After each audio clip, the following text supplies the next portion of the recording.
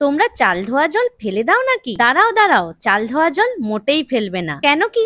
আজকের ভিডিওটা দেখার পরে তোমরা বুঝতেই পারবে আমাদের চাল ধোয়া জল কতটা উপকারে আসে চুলের যত্নে। জানো বন্ধুরা, চাল ধোয়া জল যদি আমরা প্রতিদিন এভাবে মাখি, চুলের গোড়া শক্ত হবে, আবার নতুন চুলও গজাবে। এছাড়াও যাদের চুলে প্রচুর জট ধরে যায় তাদের জন্য খুবই উপকার। আবার চুলে প্রচুরও শাইন আনে। এছাড়াও আরো একটি কাজ করে, আমাদের খুশকি কমাতে সাহায্য করে। তাই পুরো ভিডিওটা মন দিয়ে দেখো আর শোনো, একদম স্কিপ করবে না। কেন কি সব কিছুই আলোচনা করব একদম ডিটেলসে। কখন মাখবে, কিভাবে মাখবে, কতক্ষণ এটা মাখলে খুব উপকার পাবে, সবটাই। নমস্কার বন্ধুরা, আমি পায়েল। আজকে যারা আমার ভিডিওটা নতুন দেখছো অবশ্যই চ্যানেলটাকে সাবস্ক্রাইব করে রাখো। আর যারা এখনো পর্যন্ত সাইডে দেয়া বেল আইকনটা টিপোনি অবশ্যই টিপে রাখো। কেন কি নতুন কোনো ভিডিও পোস্ট করার সাথে সাথে তোমাদের কাছে নোটিফিকেশন চলে যাবে। প্রথমেই আমি এখানে প্রায় 1 বাটি চাল নিয়ে নিলাম। আমরা যে ভাত খাওয়ার জন্য যে চাল ব্যবহার করি সেই চালই নিয়েছি। তবে তোমরা যে কোনো চাল নিতে পারো, গোবিন্দভোগ চাল, দেরাদুন চাল, যে কোনো, এমনকি রেশনের চাল হলেও হবে। এই চাল ধোয়া জলটা আমি 1 সপ্তাহের মতো তৈরি করে রাখবো, তাই প্রচুর পরিমাণে চাল নেওয়ার কোনো দরকার নেই। এখানে চাল ধোয়া জল তো প্রত্যেকটা বাড়িতে প্রতিদিনই আমাদের পেয়ে যেতে পারি, তাই তোমরা 1 সপ্তাহের জায়গায় 2-3 দিনের জন্য তৈরি করে রাখতে পারো। প্রথমেই চালটাকে খুব ভালো করে কচলে কচলে ধুয়ে নিতে হবে, কারণ চালের গায়ে যে নোংরা ধুলো ময়লা লেগে থাকে সেটা আমরা ফেলে দেব। সেজন্য এখানে একবার কচলে কচলে ভালো করে ধুয়ে জলটাকে ফেলে দিলাম।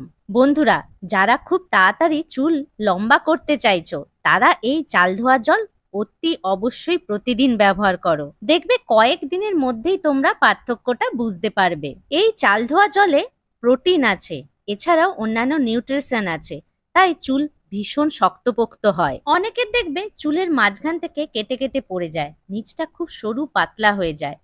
যদি চাল ধোয়া জল প্রতিদিন ব্যবহার করো তাহলে এই সমস্যার সমাধান হবে। প্রথম ধোয়া জলটা ফেলে দেওয়ার পর আমরা যতটা চাল নিয়েছি তার ডবল জল নিতে হবে। চালটা বেশ ভালো পরিমাণ ডুবে থাকবে, সেই রকম জল দিয়ে আমরা সারা রাত চালটাকে এভাবে ভিজিয়ে রেখে দেব। যদি তোমরা রাত্রে ভেজাতে ভুলে যাও তাহলে 8-9 ঘন্টা দিনের যে কোনো সময় ভিজিয়ে রাখতে পারো। এরপর সারা রাত আমরা এরকম ঢাকনা দিয়ে রেখে দেব। বন্ধুরা, জাপানিরা আর কোরিয়ানরা তাদের ত্বক আর চুলের যত্নে প্রচুর পরিমাণে চাল ব্যবহার করে, তাই আমরা দেখতে পাই ওদের চুল আর ত্বক ভীষণ শাইন করে। তাই চাল ধোয়া জল যদি তোমরা ব্যবহার করো এটাতেও শাইন আসবে। সারা রাত চালটা জলে ভিজিয়ে থাকার পরে চালটা বেশ ফুলে ফুলে উঠবে, আর চালের ভিতরে যা উপকারিতা সবটাই জলে চলে এসেছে। আর আমাদের চুলের যত্নে দরকার এই সাদা সাদা জলটাই, আর যেটা আমরা খুব সহজেই পেয়ে গেলাম। এবার আমরা চাল ধোয়া জলটাকে আরেকটা বাটিতে এভাবে আলাদা করে নেব। বন্ধুরা, চাল ধোয়া জল আমাদের চুলের পিএইচ ব্যালেন্সটাকে ঠিক রাখে। সেই জন্যই যারা দেখবে চুলে ভীষণ ড্রাই, ড্যামেজ এই ধরনের সমস্যায় ভোগো, তারা যদি এটা ব্যবহার করো তাহলে উপকারিতা পাবে, মানে চুলের রুক্ষতাটাকেও দূর করে। এই চালটাকে তোমরা আবার ফেলে দিও না, রূপচর্চার জন্য চালটা খুবই উপকার। এর আগে একটা ভিডিওতে দেখিয়েছি এই চাল দিয়েই কিভাবে আমরা রূপচর্চা করব। সেই ভিডিও এখনো যারা দেখোনি অবশ্যই দেখে নিও, ডেসক্রিপশন বক্সে লিংকটা দিয়ে দেব। এবার দেখে নিই এই জলে আর কি মেশালে আরো উপকার আমরা বেশি পাবো। এখানে দেখো আমি নিয়ে নিয়েছি অ্যালোভেরা, আর গাছের অ্যালোভেরা নিয়েছি। তোমাদের যদি গাছের অ্যালোভেরা পছন্দ না হয় তাহলে যে কোনো প্রোডাক্টিভ অ্যালোভেরাও নিতে পারো।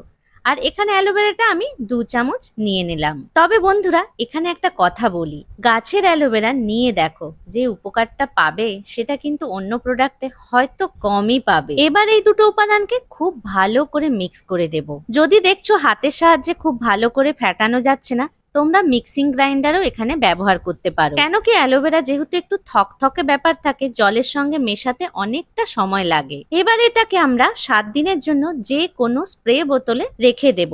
পারলে তোমরা এটা ফ্রিজে রেখেই ব্যবহার করো। আর যদি তোমাদের কাছে কোনো স্প্রে বোতল না থাকে তাহলে যে কোনো টাইট কন্টেনারে এটাকে রেখে দিও। বন্ধুরা, এটা মাখলে চুল কিন্তু স্মুথও হবে। কেন কি এখানে অডিও দিতে দিতে আমি চুলে যতবারই হাত দিচ্ছি ভীষণ স্মুথ বলে ফিল করছি। এবার দেখে নিই এটাকে কখন কিভাবে মাখবে।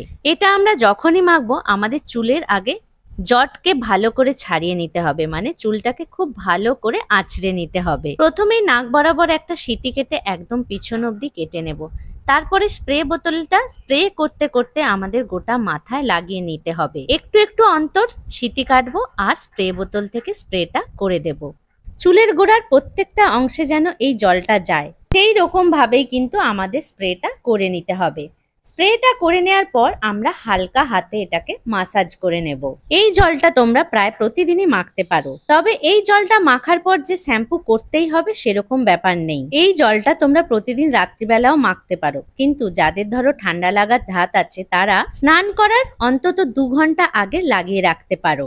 যদি 2 ঘন্টাও সময় হাতে না থাকে তাহলে 1 ঘন্টা, না হলে আধ ঘন্টা আগেও মেখে নিতে পারো। যাদের স্প্রে বোতল নেই তারা কিভাবে মাখবে চলো দেখিয়ে দিই। কিছুটা পরিমাণ তুলো নিয়ে নেবে, তারপরে জলের মধ্যে ডুবিয়ে এরকম মাথায় আড়ি কেটে কেটে গোটা মাথায় খুব ভালো করে মেখে নেবে। মাখার পর হালকা হাতে এভাবে একটু মাসাজ করে নেবে। বন্ধুরা, তোমাদের যদি ভিডিওটা একটু ভালো লাগে তাহলে অবশ্যই একটা লাইক, কমেন্ট আর শেয়ার করো। আর নেক্সট ভিডিও কি দেখতে চাইছো অবশ্যই কমেন্ট সেকশনে জানিও।